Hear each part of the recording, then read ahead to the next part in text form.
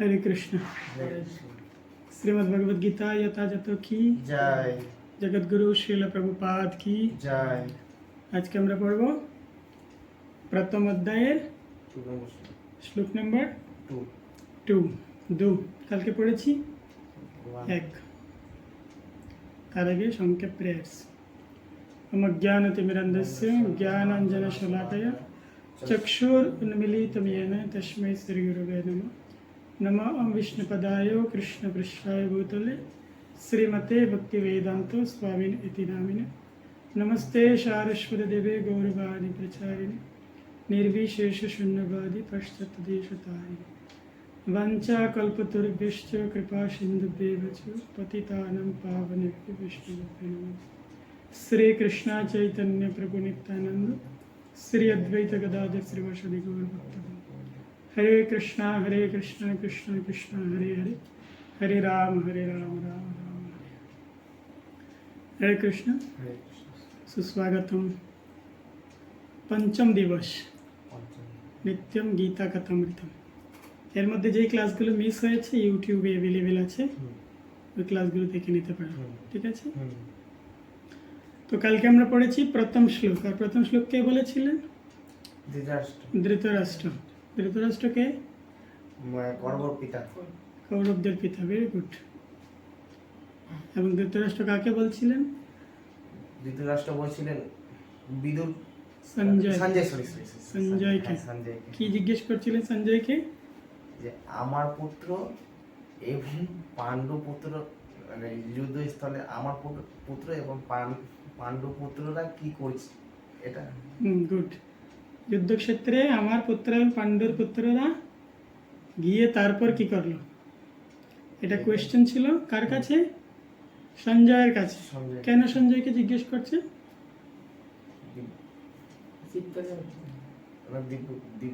কারণ সঞ্জয় দেখতে পাচ্ছিল সবকিছু ওখানে কি হচ্ছে দিব্য দৃষ্টির মাধ্যমে। দিব্য দৃষ্টি কে দিয়েছিলেন? ব্যাসদেব। তো সঞ্জয়কে দিব্য দৃষ্টি দিয়েছেন, তাই সঞ্জয় দেখতে পাচ্ছে হস্তিনাপুরে থেকে কুরুক্ষেত্রে কি হচ্ছে সবকিছু লাইভ। ঠিক আছে।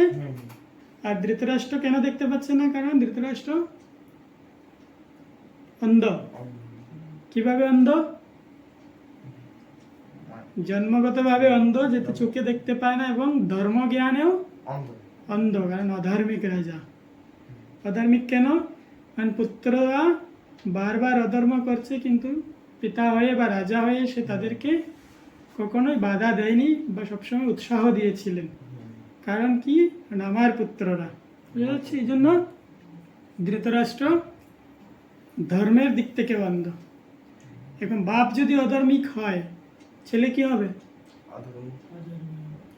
বাপ ধর্মের জ্ঞানে অন্ধ, ছেলেও অন্ধ। তো ধৃতরাষ্ট্র এই প্রকারে জিজ্ঞেস করছে সঞ্জয়কে, সঞ্জয় তুমি ওখানে দেখতে পাচ্ছ কি হচ্ছে, তাই আমাকে জানাও, আপডেটস দাও ওখানে কি হচ্ছে। তারপর কি হল? তারপর খুব মানে উৎসাহের সাথে জিজ্ঞেস করেন ওখানে গিয়ে যদি কোনোভাবে যুদ্ধটা পরিবর্তন হয়ে যায় সিদ্ধান্ত। তাই আজকে আমরা পড়বো 2 নম্বর শ্লোক। কালকে থেকে ভগবদ গীতার সাথে নিয়ে আসবে। দৃষ্ট্বা তু পাণ্ডবানীকম গূঢ়ম দুর্যোধনস্তদা আচার্যম উপসঙ্গম্য রাজা বচনম অব্রবীত। এই শ্লোকটা কে বলছে? সঞ্জয়। প্রথম শ্লোকে ধৃতরাষ্ট্র সঞ্জয়কে জিজ্ঞেস করছে, তারপর কি হলো? এবার সঞ্জয় উত্তর দিচ্ছেন, তারপর কি হলো। বুঝতে পারছে? বার্তালাপ বুঝতে পারো?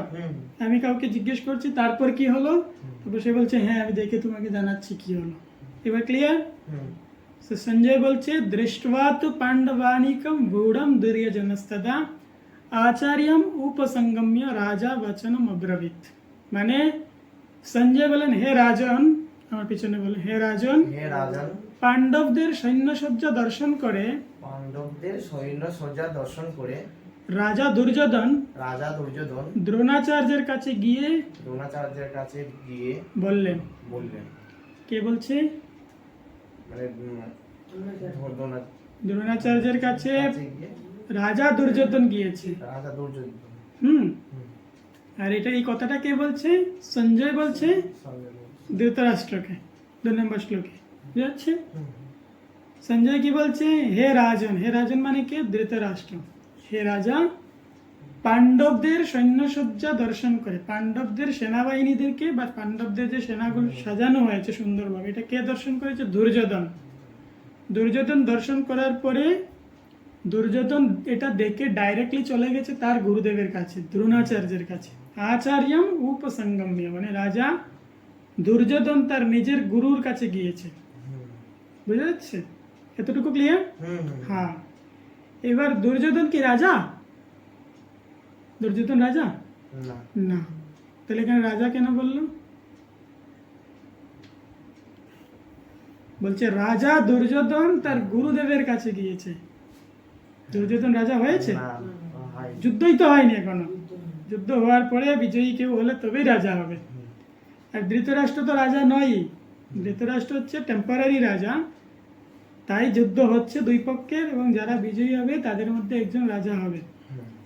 কিন্তু সঞ্জয় ধৃতরাষ্ট্রকে বলছে রাজা দুর্যোধন গুরুদেবের কাছে গিয়েছে। এতটুকু ক্লিয়ার?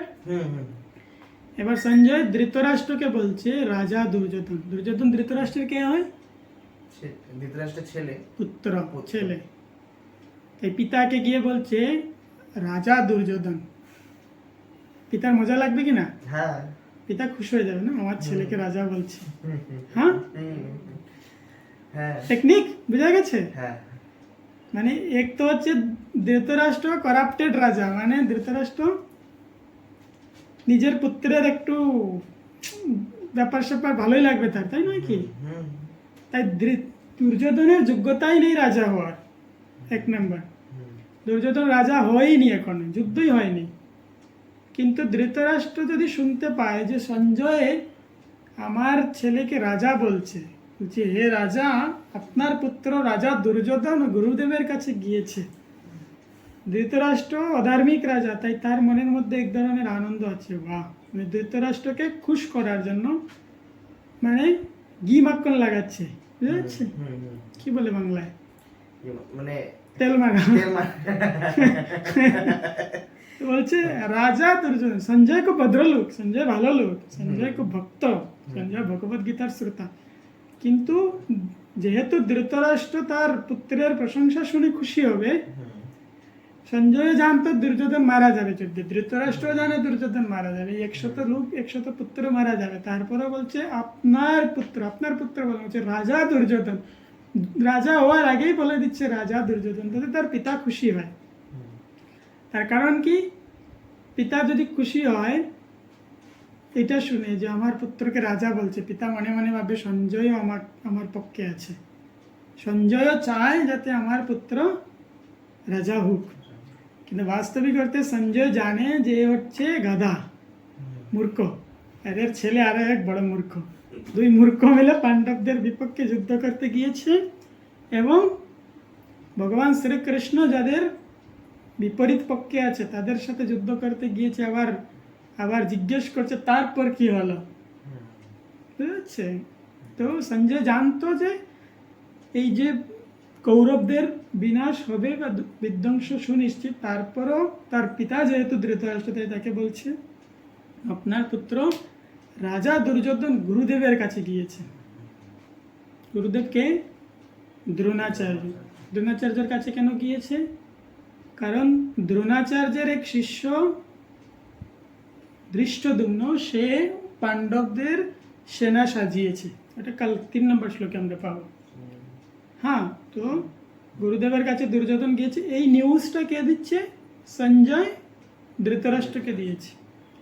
এবার দুর্যোধন কে যে রাজা বললো, দুর্যোধন তো রাজা হবে না বা হওয়ার যোগ্যতা নেই। তারপরে ধৃতরাষ্ট্রকে বলেছে, ধৃতরাষ্ট্র খুশি হবে বা ধৃতরাষ্ট্রকে উৎসাহ দেওয়ার জন্য বলেছে। কিন্তু দুর্যোধন বাস্তবিক অর্থে অধার্মিক রাজা, তার প্রধান কারণ হচ্ছে তারই অধার্মিক পিতা। আচ্ছা, দুর্যোধন যতবার অধর্ম করেছে বা যতবার কোনো খারাপ কার্যে লিপ্ত ছিল বা প্রজাদের সাথে দুর্ব্যবহার করেছে, প্রত্যেকবার তার পিতাশ্রী তাকে উৎসাহ দিয়েছে, বাধা দেয়নি।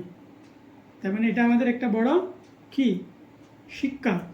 পুত্র যখন কোনো কিছু ভুল করবে তাকে শুধরানো উচিত, শাসন করা উচিত, অথবা তাকে প্রপার আদর্শের সাথে বেড়ে তোলা উচিত, মানে আদর্শ গাইডের আন্ডারে দেওয়া উচিত। ঠিক আছে? দুর্যোধন সেটা করেনি, আর ধৃতরাষ্ট্র সেটা করেনি। কারণ ধৃতরাষ্ট্র এক তো চোখবন্ধ অন্ধ, তার উপরে ধার্মিক জ্ঞান থেকে অন্ধ একটা অধার্মিক ব্যক্তির তত্ত্বাবধানে তার পুত্রদেরকে দিয়েছিল। এবং আর একটা বড় মিস্টেক যেটা ছিল সেটা হচ্ছে ধৃতরাষ্ট্রের পত্নী গান্ধারী তিনি চোখে দেখতে পেতেন। দুর্যোধনের মা তিনি চোখে দেখতে পেতেন, কিন্তু যেহেতু ওনার হাজব্যান্ড ধৃতরাষ্ট্র যেহেতু চোখে দেখতে পায় না, তাই নিজের চোখে পট্টি বেঁধে দিয়েছেন কাপড়। তো উনিও সারা জীবন দেখতে পাননি। এটা ভুল ছিল না ঠিক ছিল? 100% ভুল ছিল। ভুল ছিল কেন? অলরেডি একজন দেখতে পায় না, তো একজন দেখলে তো কিছুটা ঠিক ছিল। একজন অন্ধ, তার ওয়াইফও নিজেও অন্ধ হয়ে গেছে, এখন ছেলেগুলো কি হয়েছে? বদমাশ হয়েছে। ঠিক আছে? ধৃতরাষ্ট্র অন্ধ, গান্ধারীও অন্ধ, তাহলে ছেলেগুলো একদম খোলা ষাঁড়ের মতো ঘুরেছে। তাই নয় কি? তাই কি হয়েছে? যদি গান্ধারী তার চোখে পট্টি না বাঁধতো এবং ছেলেগুলোকে শাসন করে সুন্দরভাবে কুন্তী মাতার মতো বড় করতো, সুন্দর করে পালতো, তাহলে ভদ্র ছেলে হতো। তাই নয় কি? কিন্তু এক তো পিতাশ্রী অন্ধ, মাতাশ্রী নিজে অন্ধ হয়ে গেছে, এইবার ছেলেগুলো গিয়েছে শকুনির আন্ডারে, আরেক বদমাসের আন্ডারে। তো এই জন্য দুর্যোধনদের বেড়ে ওঠা ধার্মিক প্রবৃত্তিতে হয়ে ওঠেনি, একটার পর একটা অধর্ম করেছে। এবং পিতাও যেহেতু অন্ধ, মাতাও অন্ধ, তাই তাদেরকে কেউ সংস্কার দেয়নি বা তাদের অধর্মকে বাধা দেয়নি। বুঝা যাচ্ছে? পিতামাতার কর্তব্য কি?